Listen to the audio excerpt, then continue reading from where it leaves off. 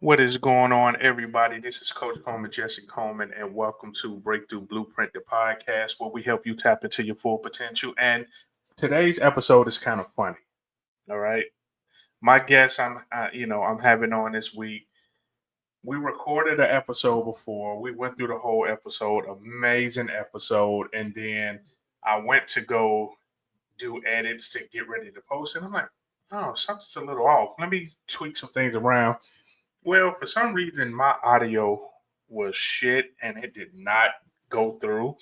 And I was trying to figure out ways for like 2 weeks to fix it and couldn't fix it. But hey, here we are. That means I get to spend some more time with the amazing and wonderful my friend, somebody that pushes me in multiple areas of my life, and I'm just so grateful for her. So, without further ado, the amazing Coach Amanda Dahl. How are you?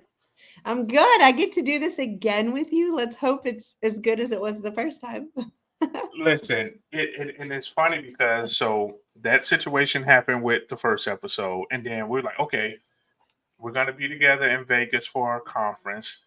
We're gonna do the first in-person episode of Breakthrough Blueprint, and then I end up having some BS health stuff happen, and we didn't get to record. So now here we go. Third time's the charm, the best one ever, and we're gonna rock and roll. So how are you?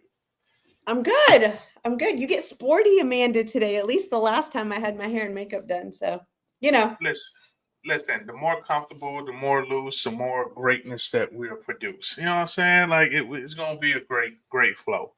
I love it. I had an extra 30 minutes in the gym today or go home and do hair and makeup. So I chose the extra 30 minutes in the gym. And I would choose that too. So I'm here for it.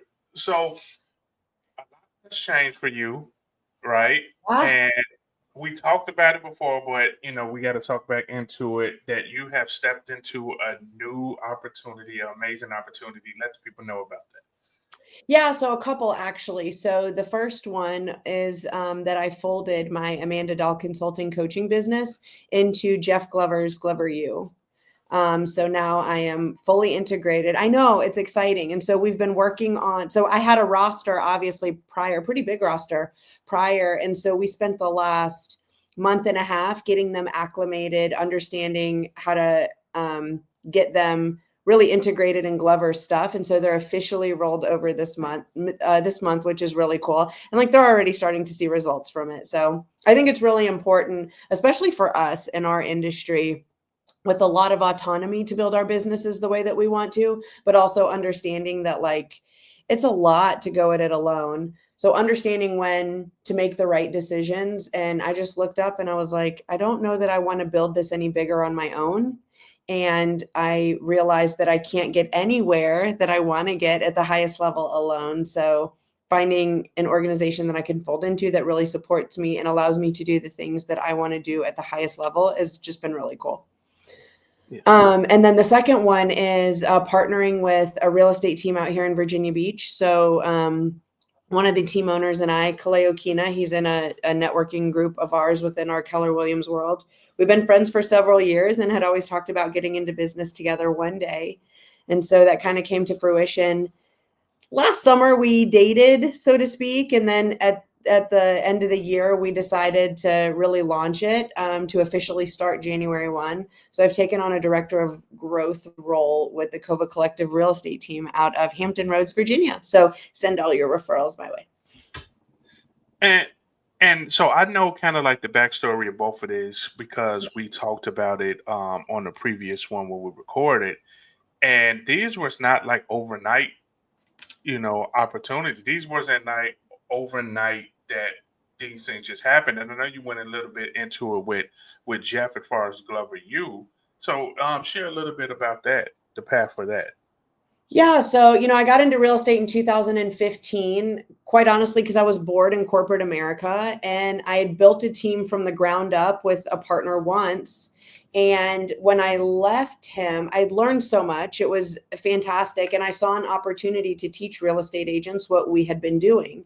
And so that's how I launched the coaching and consulting business. And then it's interesting because we have this idea of what success is. It's, society conditions us to think what success should be. And I just remember looking up, and by all definitions of the word, I had reached the highest level of success that it was beyond what I had even anticipated when I started it. And yet so many things were missing in my life. I was neglecting my health. I was neglecting my relationships. I was unhappy. Listen, I had tons of money in the bank, but I didn't want to go spend it. I didn't want to take any vacations because I had no one to go with. And so what it had taken to get to that point, it humbled me in a lot of ways, I guess is what I'm trying to say. And so when I looked up, I was like, all right, some things have to change, and they have to change pretty immediately. So I took a small step back to just focus on me, my health, and that's physical health and mental health, my relationships. So some relationships that I had neglected.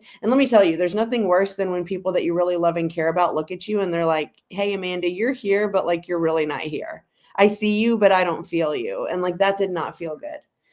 And so in those moments, it also just made me reflect on what I want my life to look like.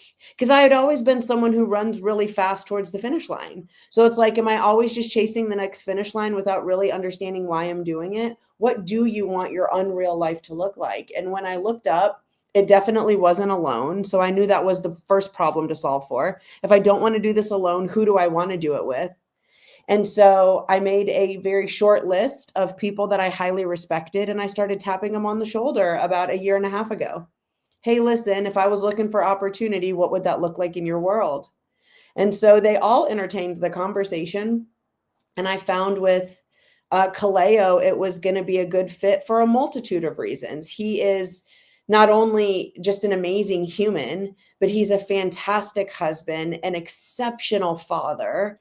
And like, my dad wasn't in my life. And so for me, that's something that like, I think is absolutely incredibly amazing. And so watching him father his kids in the way that he's present and shows up, like there were just all these things, the relationship that he has with his wife, the relationship that he has with his team, the way that he's respected in his community, all of those things, they just really aligned with not only core values that I had, but also core values that I knew I was missing, but I wanted. And so the opportunity piece was the easiest piece, in my opinion. It's like, we knew we wanted to make it work. How do we make it work? So I came here to Virginia Beach, which is where I'm currently at now. And I spent the summer here, and I was like, let's date. Let me plug in with your team. I'd been coaching his team for a while, but let me really plug in and see what it's like. See if I could see myself living in this area, because I know I'm going to need to be boots on the ground. And so I did it for the summer. And by the end of the summer, I was like, let's do this. So It's a few things that you said, and the first thing that I love is you you took a look in the mirror and realized that there were some things missing that you needed to fix within, you needed to put together. And that's where it all starts, by the way. Anytime something's going wrong in your life, the first question you should ask is, what's my DNA on it? and that's a big thing, right? Like with you being a coach, I coach, and even just with ourselves, that we we know that okay, if shit is going wrong and stuff is not operating the way we want it to operate, a big component of that is me. Yeah. And too often people, because it's a humbling experience, like it is a big thing to have to look in the mirror and say, okay, situations that's going wrong, the space I'm in, it's because of me, because I put myself in those positions. And for you, that was kind of like a big one of the turning points in your life where you took control of that, and you brought up your health. And I love that, because we talk about this a lot, and just the progress you've made and the growth you had in that field. How did that trickle to the business part? Because we know that it goes hand in hand. How did that trickle into the business aspect of it, or was it vice versa? That's a great question. And to the best of my memory, right? Because sometimes Yeah. in these moments, so many things are happening and so many moving parts there's so many moving parts that we think it went one way. And really, when we recall the chain of events, we're like, oh, maybe it actually went a different way. So in my time or in the moments where I've reflected on this time, to the best of my recollection, it was first, I mean, and I'm pretty transparent. So I launched my company in August, or I left Jeff in August of 2021. I launched my company in September of 2021. And I just remember telling myself, like, at the time, my burn rate was like $5,000. So that's how much money I spend in a month. So I was like, Amanda, you just need 5 coaching clients at $1,000 each. You need 5 coaching clients. Well, the first month I got like 6. And then the next month it was like another 5. And then by the time I was 4 or 5 months in, I had 41 coaching clients. So like respectfully, you do the math. I was grossing $41,000 a month. By all definitions, that was successful, but I was miserable. I was absolutely miserable. First and foremost, I knew that a third of that roster, I should not be coaching, but I did what we tell everybody else to do, which is when you first get into something, you got to prove it to yourself. So put your head down and do the work. So I was taking on anyone just to prove that I could lead generate on my own. Yeah. And then the second thing was, like, you're neglecting everything else in your life to just focus on this, and you can't do that.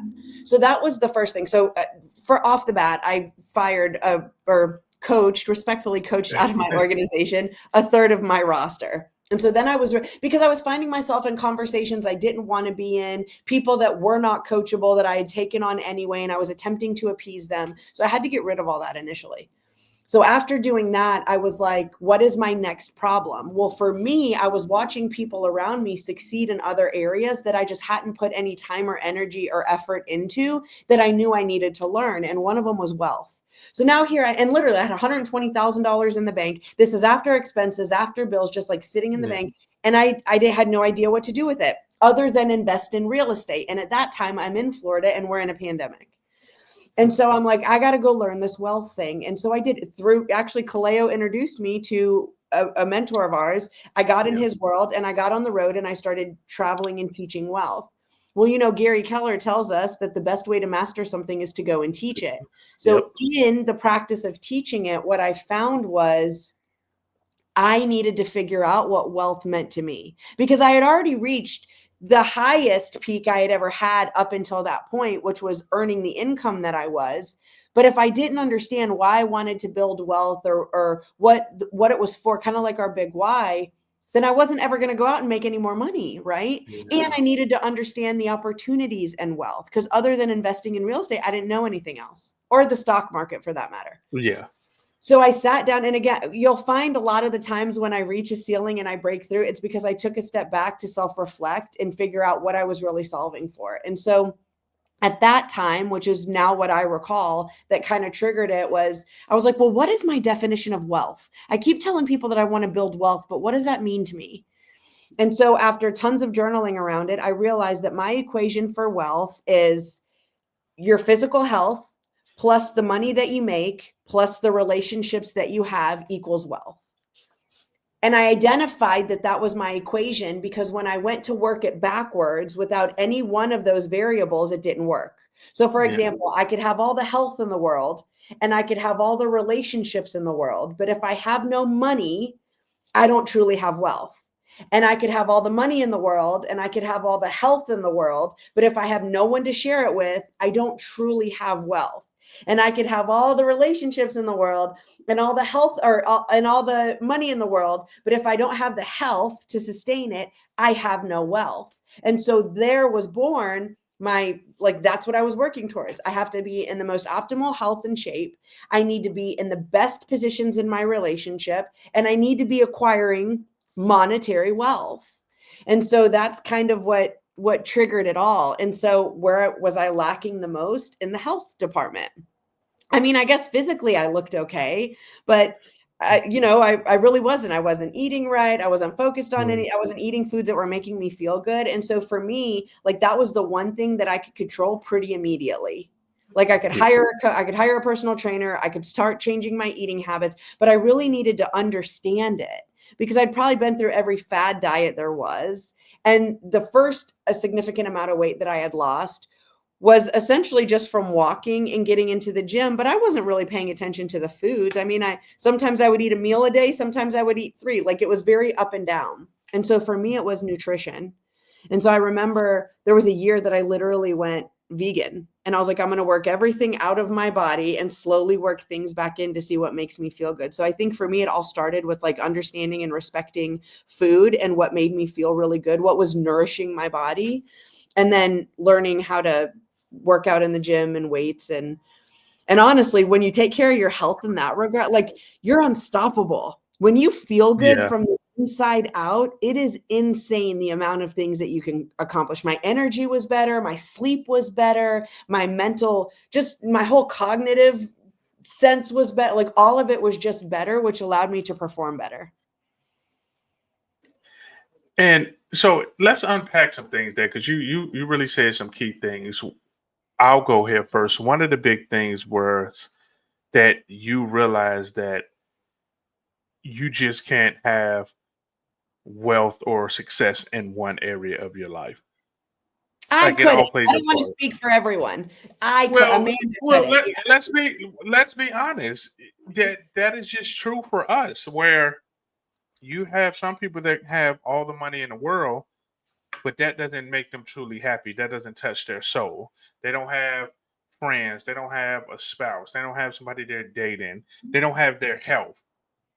You have somebody that has amazing health. Like, man, I can run marathons every day, yet they don't have the financial side part of things where it goes hand in hand where you have to realize like, hey, and again, it is what it is for you, each person.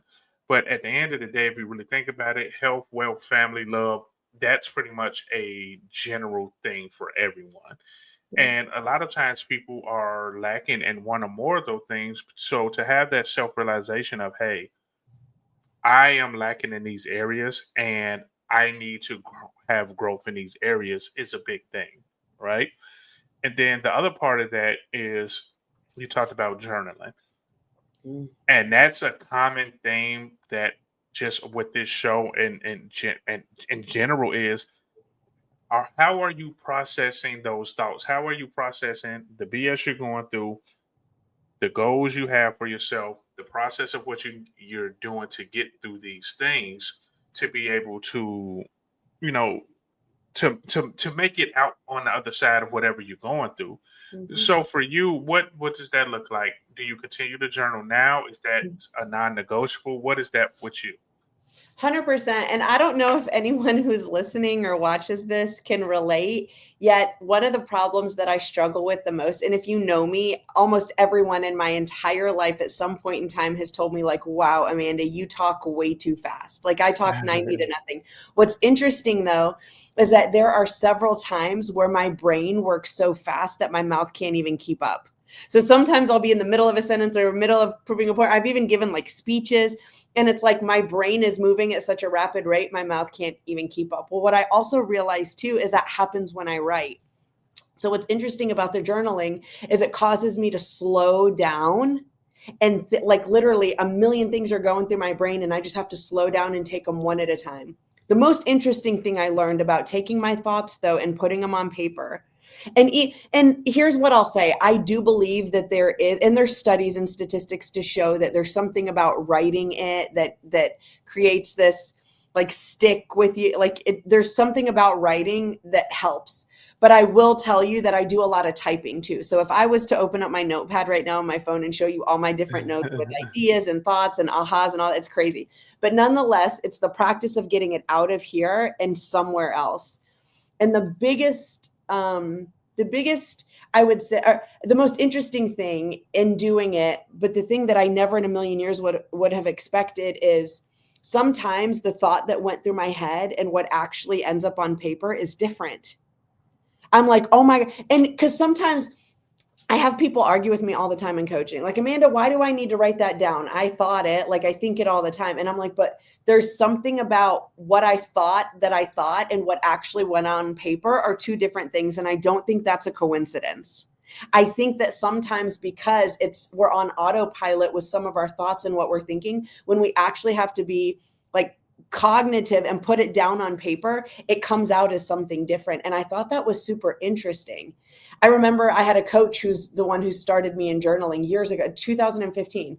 And I was like, listen, lady, I can appreciate it, but like this goofy crap, like I don't need to be doing this stuff. And she's like, well, you just trust the process. For 30 days, I just want you to journal. And I'm like, I don't need this Dear Diary bullshit. I'm in touch with my feelings when Right. it's that's not what it is, right? She's like, so here's what I want you to do. I just want you to journal for 30 days. And if you truly can't figure out what to write down, then I want you to answer these 3 questions. What did I crush today? What was my biggest area of opportunity today? And how do I set myself up for success tomorrow?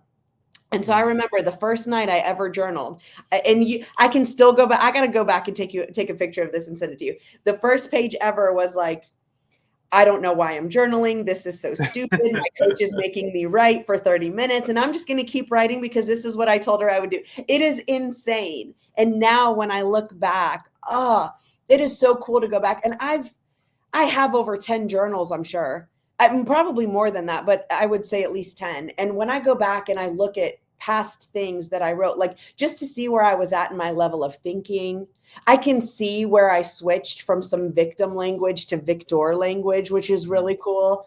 I can see where I self-discovered in some of that stuff. It's so cool to go back and look and like this is my life of growth in the last 10 years. It's really cool. So yeah, now it's absolutely a non-negotiable. I spend a lot of time reflecting and it's typically like, when I'm on an airplane because I travel a Yeah. lot or, when I'm like passenger in a car or sometimes it'll be like if I'm laying on the beach or something, but I always find that time to reflect. A lot of times it happens in bed before I go to, or sometimes when I wake up in the morning it's like my first thoughts. So it really just depends, but ultimately it's documented. I could never go back.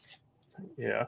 It's one of those things where, and I like to always describe it as thinking about you have a puzzle, and there's a when you open up the box with the puzzle, there's a bag full of puzzle pieces. Mhm.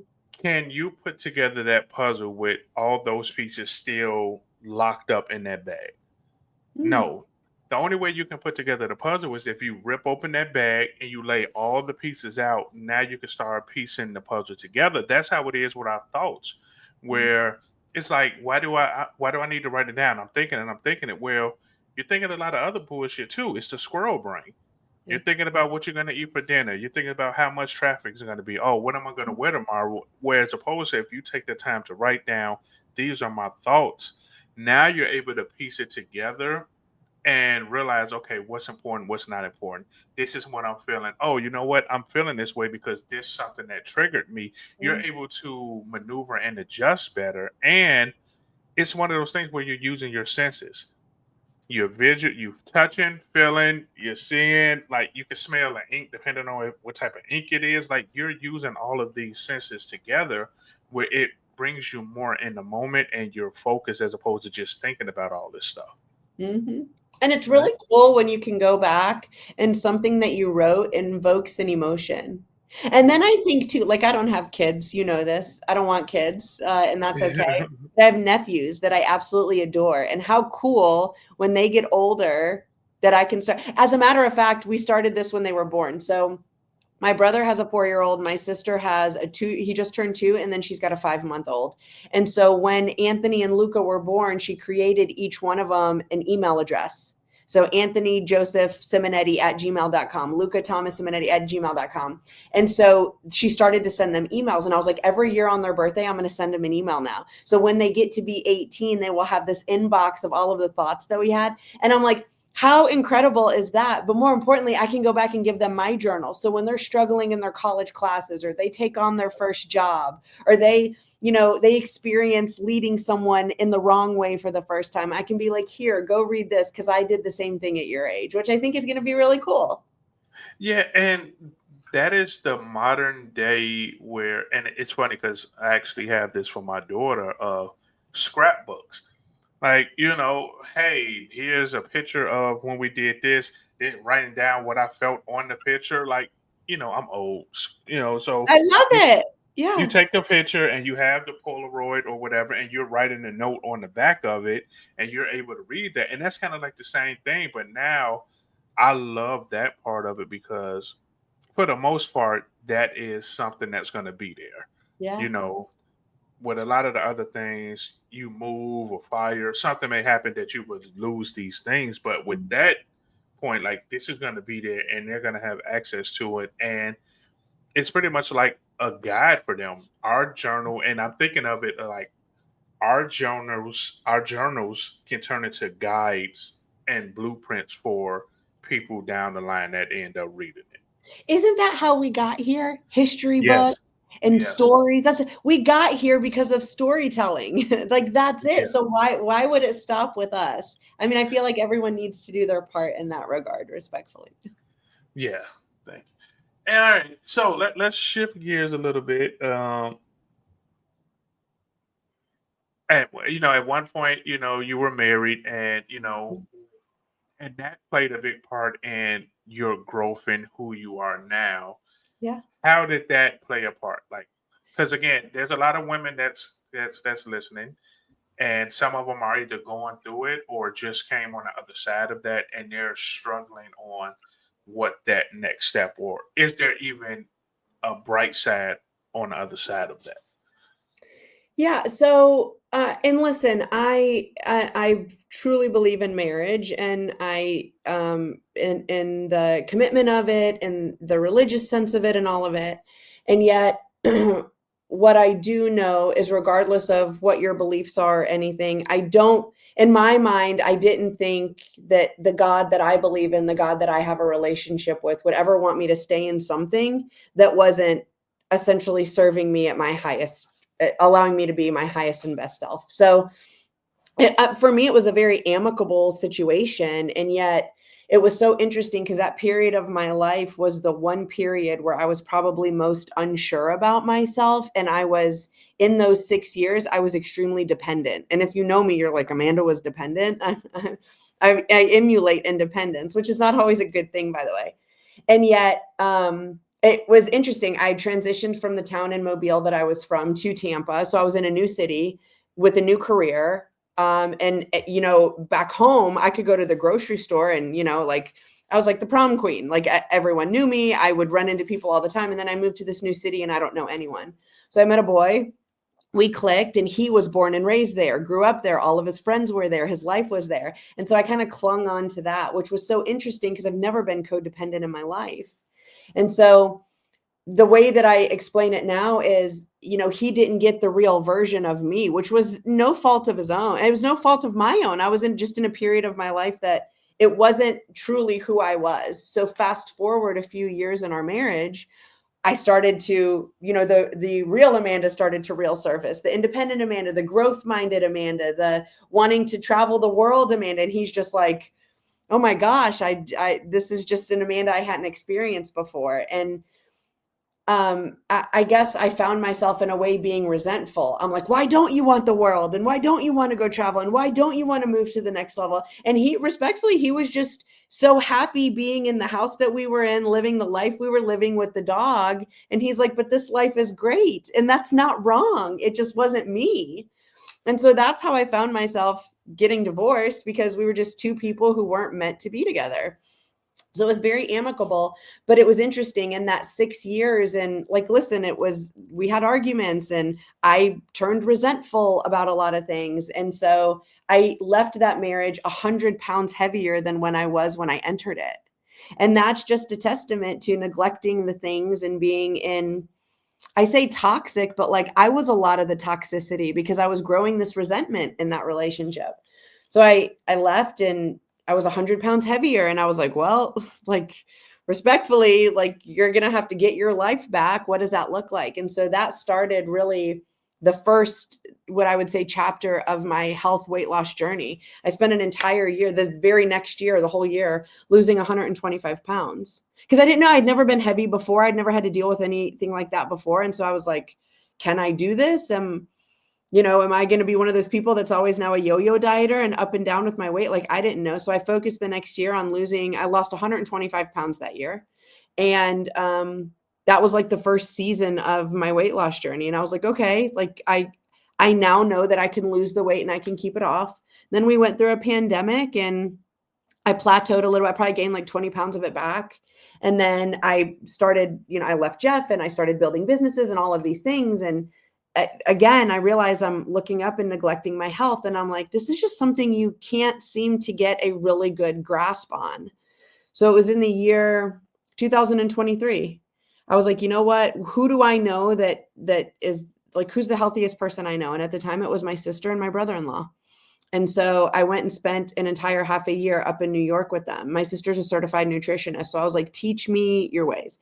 Teach me how to respect food. Teach me how to understand food, because I'll eat greens and chicken for the next week. But if I don't see the results in my mind, it's not working. So help me understand.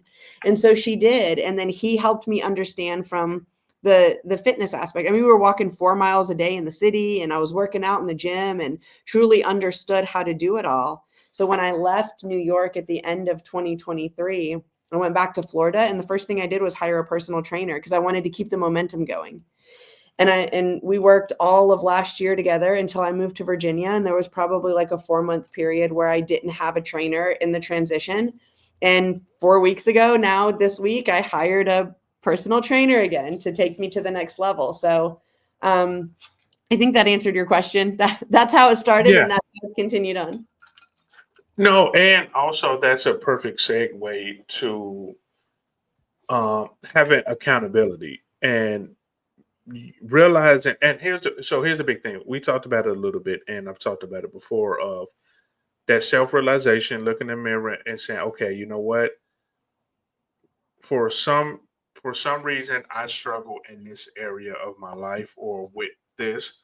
I have to enlist help. I need to involve some accountability. And for you, that was okay. First, your sister and brother-in-law, then a trainer. Now a trainer because hey, I fall short for some reason at this point. Yet I know me, and for me to continue to grow and to get to where I want to get to, I have to enlist help. So I say that to say for the people that's listening or watching is you can't get anywhere alone. You're going to have some form of accountability, some form of help, because when things go bad or when you're not able to motivate yourself, because we know motivation is bullshit. So if we're not able to do these things, we have to have somebody there to help push us forward, Well, right? and here's the other thing too, and I think this is what you originally started that question off with, is that I was not a good partner for anyone. Like Hmm. I have to be the best version of me. And I know that now more than ever that I need to be the best version of me. And so there were probably ways I showed up in a positive way, but like I met him when I was 25. We got married when I was 27. There's so much uncertainty about myself that was in that relationship, so much insecurity. Like I hadn't spent enough time alone to understand, which is probably what led to some of the codependency too. And so now, and there was a big part of me, like once we did get divorced, like I went on hiatus for 3 years because I was like, you need to figure out who you are and what it is that you want so you don't ever end up in a situation like this again. Because hindsight being 2020, I could totally see where I went wrong.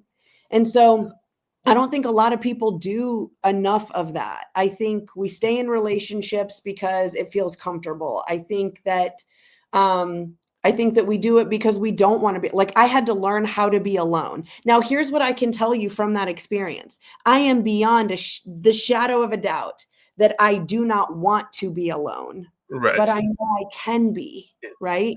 And there's a difference there when you can't be because you haven't done the work. And I think I said this in our last session. An idle mind is a very dangerous thing. I Mhm. experienced it a little bit when we went through COVID when I was sick. Like I went through COVID for 18 days, literally alone. I had an aunt that would come kind of help me and bring me groceries. But outside of that, like I was alone. And I Right. remember thinking like, wow, like I can be alone, but I know I don't want to. And I think there's a lot of people who truly can't be alone. Yeah. And you brought up a good point again, and we talked about this a little bit ago, and talking about it now of taking a look in the mirror and admitting that there's areas in your life that you need to work on and you need to fix. And people just skip past that. Like it's skip that step. Let me go to the next step of saying, hey, let me point out this person's flaws, or let me point out what happened in this situation, as opposed to, okay, let me take a look in the mirror first. Okay, like you said, you realize that, hey, there were some things about me that, I know I needed to fix, and that played a part in it. Then it's like, okay, let me work on these things to be able to move forward. But we have to have that accountability with ourselves, Mhm. and then we're able to move on. Because if we don't, it's going to be getting back into the same situation. Because if you didn't do that for yourself, you probably would have ended up in another situation, that same thing, and then same thing. And we see people like that, that they just go keep going through the same things over and over because they haven't taken a step back and look in the mirror and realize, okay, there's some things about myself that I need to change. And that's in any situation, by the way. Like it's Yeah, it's one of the things I learned probably with health and fitness the most. The reason that I kept making the same mistakes is because I hadn't done the work. So it's yeah, really easy to go on a fad diet. It's really easy to take a supplement or respectfully, like some of these things that people are doing, like it's like you will lose the weight very quickly. But if you don't learn how to keep it off and adopt the right habits, you're not going to keep it off. It's only a matter of time before you gain it again. Just like with anything in life.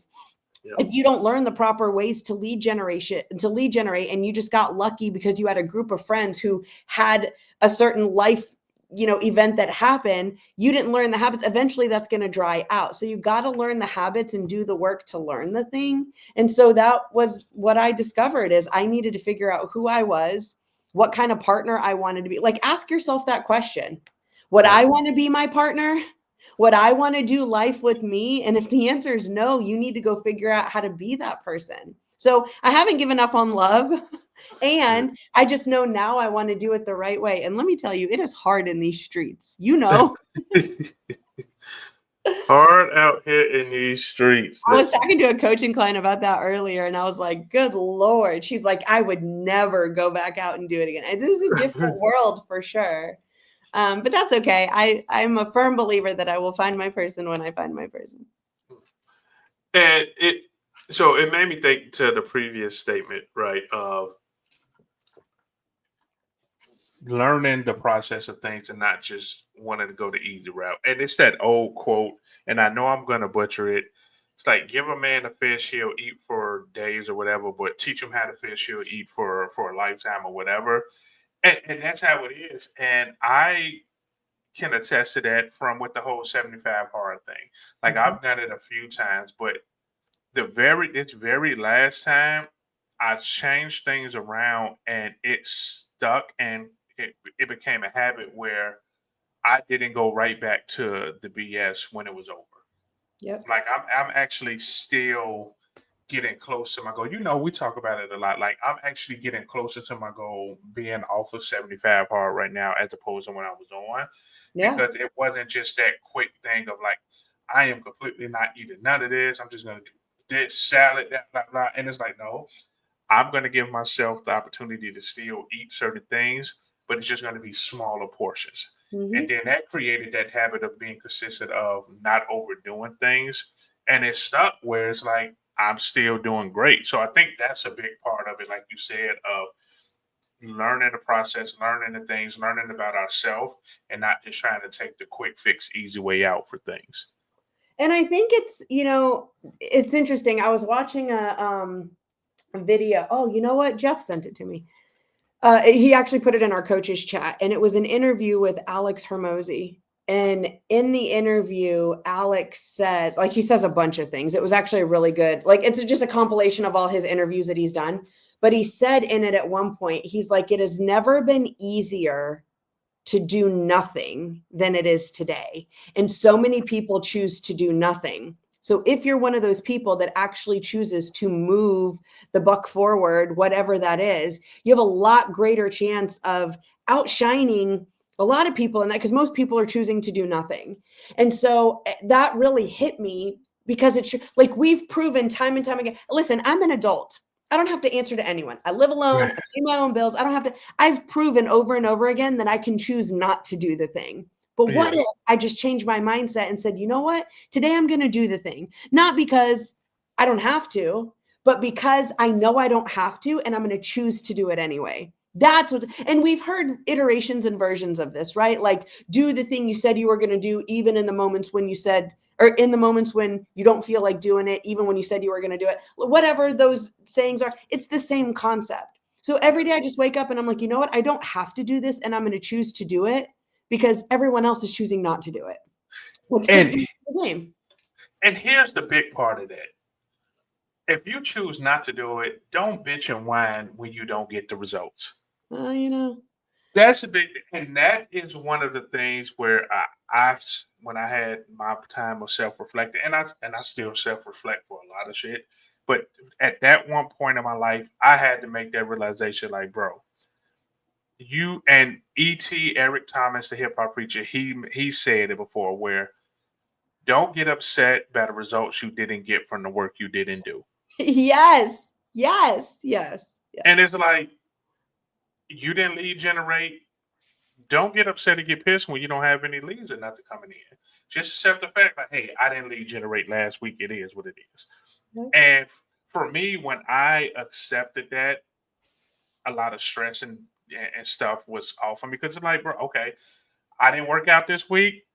Okay, I didn't work out this week. That's the choice I made. I ate a bunch of bullshit. You know what? That's the choice I made. I can't get mad about how I feel, or if the scale didn't move when I made the choice to do this. So again, we have a choice to make. We can do this, we can do that, and we just have to accept the results that come from with either way that that it go of the choices we made. And don't make it emotional. Like, it's okay. I chose to eat the thing, which is why I feel bloated. I don't have any emotion about that. It just is what it is. Tomorrow I will do better. Or I didn't get the thing because I chose not to do the thing. And that's okay. But so many times we want to make it emotional. And the reality is, like, what is the bold law? Emotion makes you think, logic makes you act. Yep. That's That's it. a big deal. That's a big And deal. Yep. so if I just think about it logically, it doesn't have to be an emotional thing. And so many people do things emotionally, which I get. I mean, there's a time and place for emotion, but the reality is I just try to think about everything in a very logical way.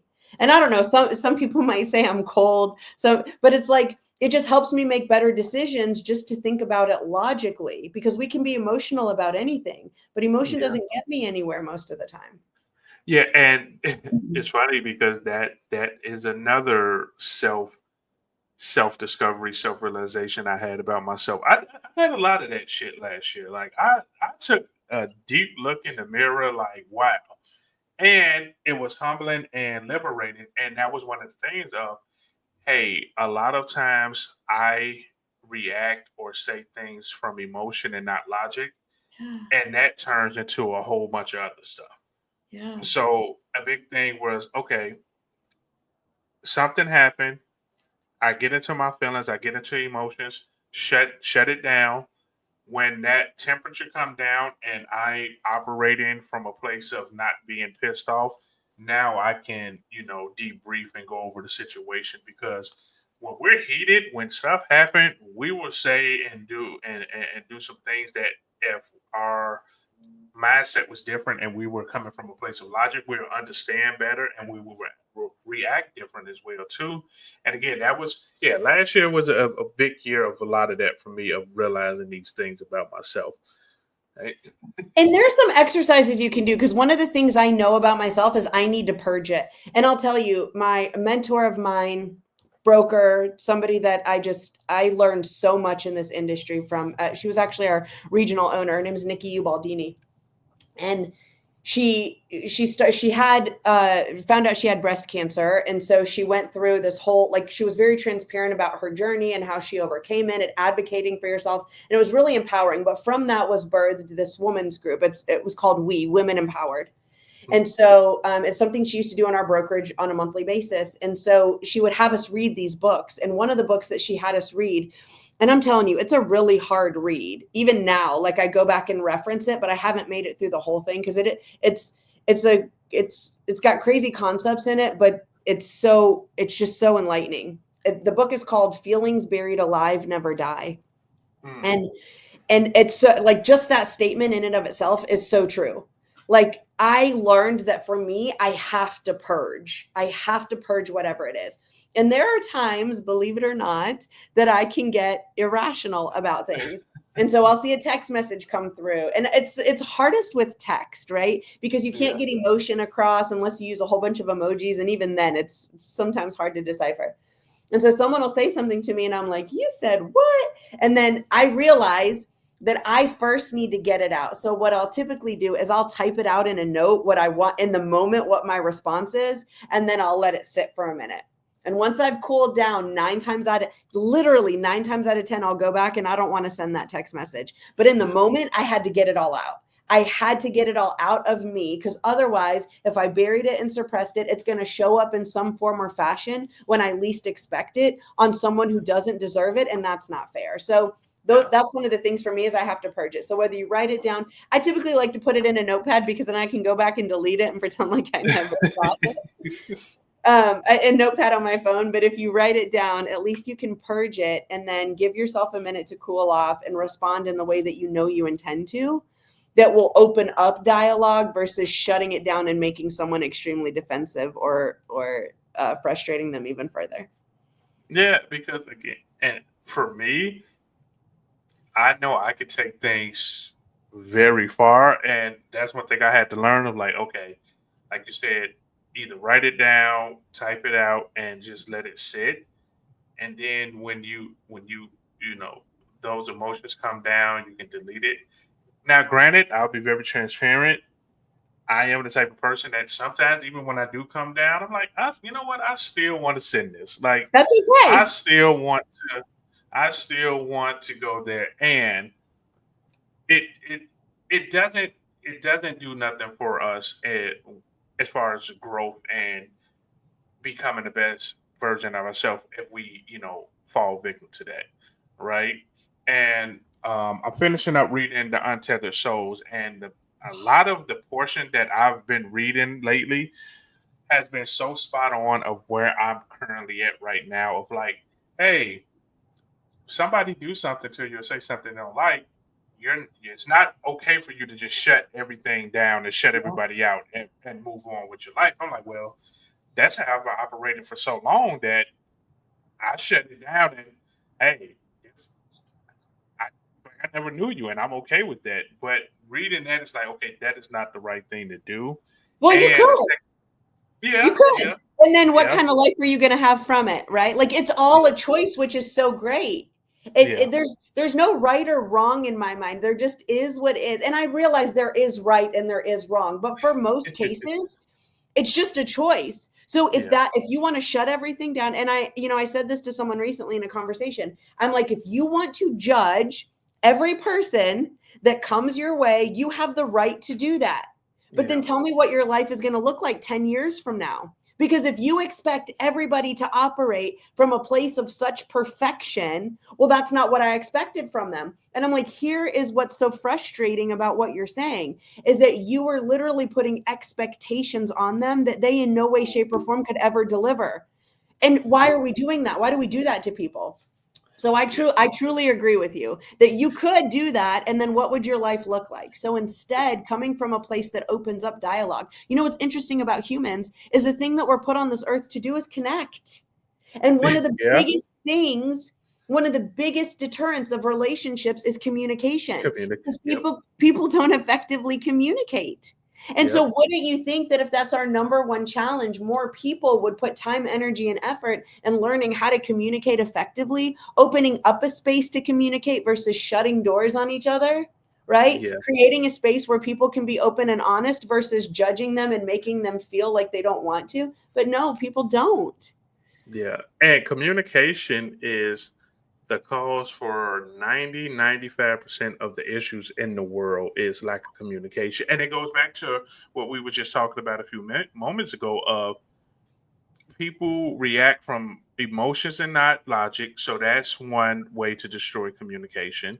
The second part is people don't listen to understand. We listen to get defensive or to Respond. react, to respond, and that's a big part of it. Or if anybody's like me, where it's nothing even communicated about, you did this, you said that. Okay, that's the end of it. And, we go about our life where a lot of situations I've been in that when I was finally able to have a conversation with a person, even if we did not get back to a place that there was still an understanding of, okay, I understand your side of it, you understand my side of it. There's no hard feelings. Yeah. Like, it's not that tension between us because we were able to communicate and get out how we felt. That's super important. And like, it doesn't mean that we're going to be friends. It doesn't mean that we're going to be close. And it's just a mutual respect for, I don't have to agree with you, but at least I understand where you came from. I think Yeah. that's super important because most people don't seek to understand. Yeah.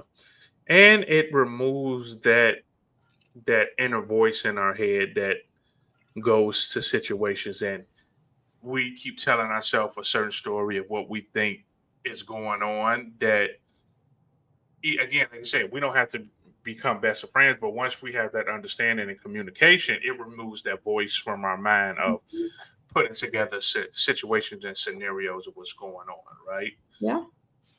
you you said something else that stuck out, and it was the part where, oh my god, now I'm drawing a blank. Crap. I'll remember it, but I'll get back to it. Oh, I remember. So it was a point I wanted to make too was that another part of the book that says, "Hey, you are a small dot on a planet that's floating in space. Why are you getting upset or having feelings about anything that happened?" Especially, We're not even a grain of sand. yeah, yeah. And even if a situation, especially a situation that happened in the past, like it's nothing you can do about it. You can't change it. It happened. Why are you letting that dictate and determine how you operate and how you move forward? Yeah. It's So, that book is super interesting. It made me think about people and relationships differently. It made me think about myself differently. And it's so like, you I'm sure can relate to this. As a coach, it's so funny because I was I was texting and I got a text and I responded to the text and then I called my girlfriends about it yesterday and I was like, "Help me understand. Did I respond in a way that like you would get defensive?" Because I honestly I knew what my intentions were in the text message and it was just basically like, "Well, hold on a second. I see how you took what I said and could think that, but if you go back and read it, that's not what I said at all."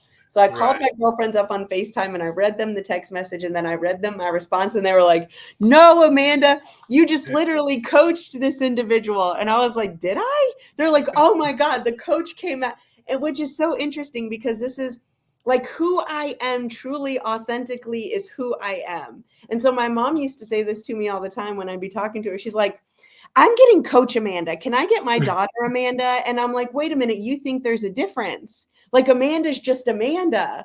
And yeah, so there is a coach that's in me that it's going to come out right. I could be talking to my nephews. I could be talking to my boyfriend. I could be talking to, it doesn't matter. Like it's just who I am.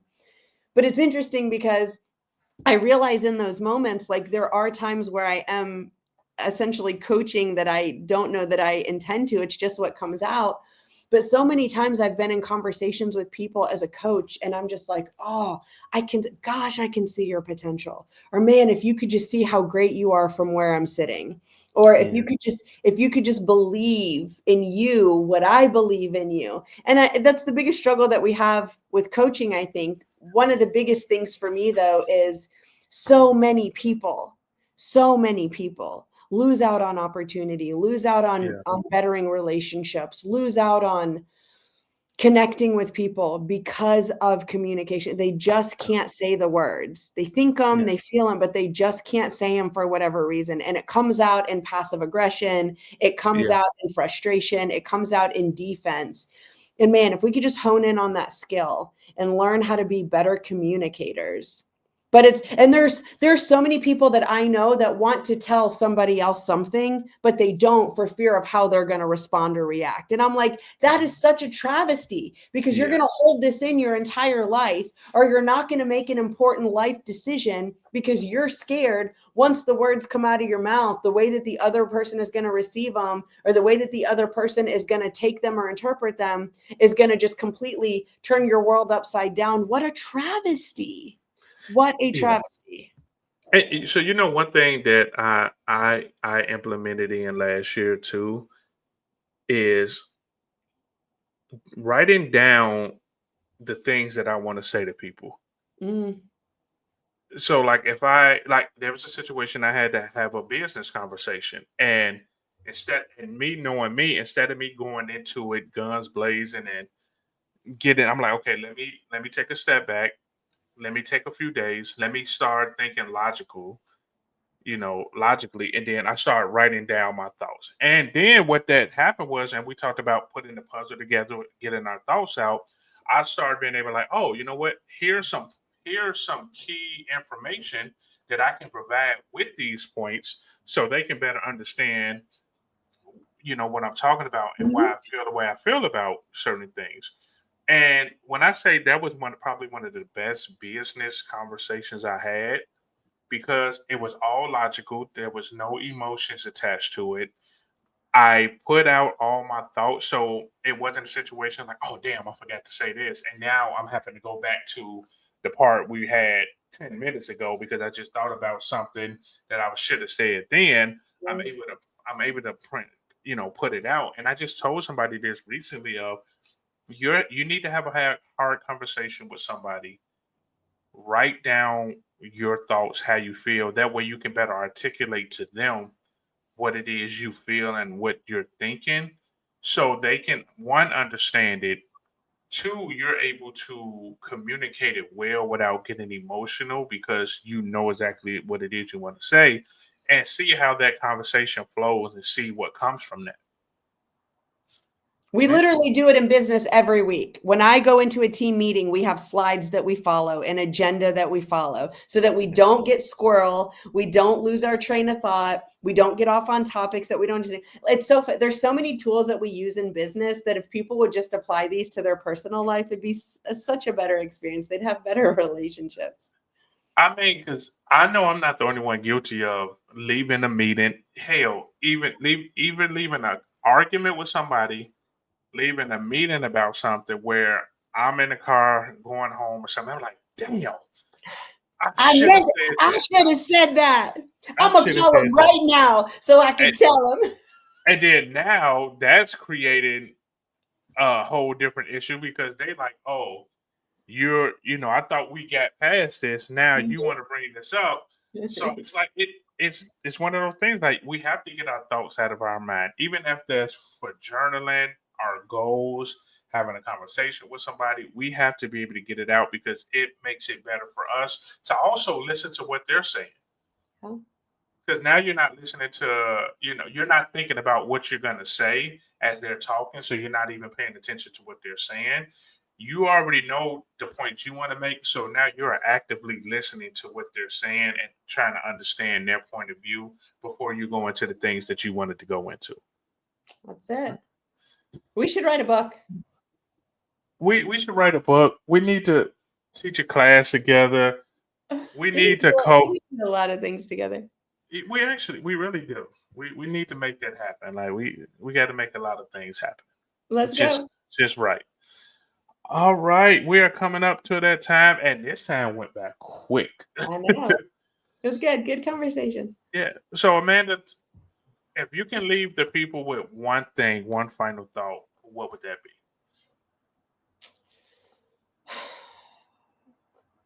Honestly, this is the thing that's probably been on my mind the most. And it's showing up so much in my life. We just came back from the conference that you mentioned at the beginning of this conversation. And Gary said it on stage. He said, you don't have to believe it. You just have to do it. And then belief will take over. And I think so often people feel like they have to believe it. And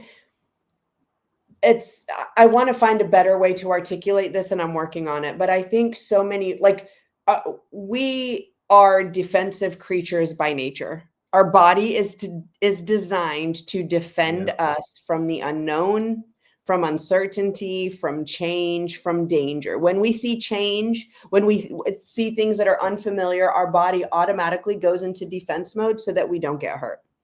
And so knowing that that's working against us on a regular basis, we can find the reasons not to all over the place. I mean, and it's in anything. You know, there are like 3 times as many negative words in the dictionary as there are positive. Like there's so many more negative thoughts that enter your brain every single day than positive ones. Like what do they say? It takes more muscles in your face to frown than it does to smile. I mean, if that, like, listen, I could give you 100 more, I'm sure, if I went to Google. And I say all that because we don't have to have this big grandiose reason why. We don't have to have it 100% right. It doesn't have to be perfect. We don't have to have, just do it. Just do it. Because here's what I've realized. The quicker that you get into action and do the thing, the quicker you're going to find out whether or not it was the right choice. And if you think that you are going to make every right decision in your life, you've lost your mind. If you are batting 100 right decisions, then I would tell you that you haven't put yourself in front of enough opportunity, because you should be making wrong decisions and learning from them. That we call it failing forward constantly. So make the decision. And it could be a life decision. Do you think it was easy to go to my ex-husband and say, hey, listen, I want a divorce? Of course not. But what was the alternative? To stay there? Like, I can't even imagine the person that I would be. And some people would argue, oh, you don't have kids, or you didn't realize, or it was easier for you. But in my mind, like, I think, goodness gracious, if I did have kids, if I had kids and I stayed when they got to be my age today, which is 38 years old, and they're like, gosh, Mom, you seem unhappy. Or why did you stay? And I told them I stayed because of you. Number one, could you imagine what guilt that child might be feeling that this whole time I stayed in an unhappy relationship for them? But number two, what kind of example would that be? Imagine if my 38-year-old kid comes to me today and says, Mom, I'm in an unhappy relationship, and me advise them to stay because it's good for the kids. I could never tell my kid that. So I say all that. That's just the most recent example, because we were talking about my divorce. But I say all that because, like, I truly believe that you have just got to get into action. You've just got to do the thing. And it's going to feel hard, and it's going to feel uncomfortable, and it's going to feel terrifying. But the reality is it's going to push you into another level of growth. And here's what I can assure you of. You're not going to die. I mean, I can always assure you, you're not going to die.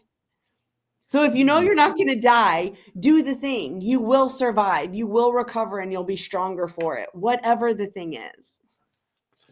Ladies and gentlemen, just do the thing. Just do it. Just do it. Just do You it. just have to do it. The biggest regret, and I know I said we got to go, you do not want to have the regret of not trying and seeing, as opposed to like, hey, I tried to do the thing. I gave it my all. It just ain't work out. Lesson learned. As opposed to, damn, I'm always going to wonder, if I would have tried that, what would have happened? That, by the way, an amazing book. If you've never read The 5 Regrets of the Dying, put it on your list to read the book. Top 5 that I've ever read. And so essentially it's a book about a woman who did in-home healthcare. And so she wrote a book about when she would go into these homes, she was with people who were like at the end of their life. And so she would hear them, and she would talk to them, and she would ask them questions, and she would see the situations they were in. And so she comprised the 5 regrets of the dying. These are the top 5 regrets of people who are dying. Do you know what the number 1 regret was? If I'm not mistaken, it was not doing what they wanted to do. Not living the life that I wanted to, and living the life that I thought I should, essentially based on the people around me. Could you imagine? You are given one life, And on your deathbed, your thought is, wow, I wish I would have lived the life I wanted to instead of the life that I had by default, or that someone else told me I should live, or that I continued to live because I thought it was better for other people. I cannot even imagine. And that haunts me. I read that book like 4 years ago, and it literally haunts me. So I wake up every single day and I live the life that I want to live. And I'm the best version of myself so that I can show up the best for the people that I love, because I don't want to have that regret on my dying bed. And that is a mic drop. Live the life with no regrets. That way, when people are giving your eulogy, they will say, this person here did whatever the hell they wanted to do, when they wanted to do it, and they lived a life that was true to them. I And can't on think that of a better legacy. Exactly. And on that note, ladies and gentlemen, thank you for tuning in to another episode of Breakthrough Blueprint, the podcast, where we help you tap into your full potential. Thank you, Amanda Dahl. Love you so much for spending time with me, and we'll see you next week. Peace.